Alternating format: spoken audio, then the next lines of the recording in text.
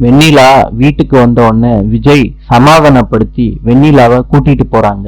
காவேரி இத பார்த்துட்டு அழுகுறாங்க, கதறாங்க. தாத்தா கேக்குறாரு விஜய் கிட்ட, நீ அவளுக்கு என்ன பண்ண போற?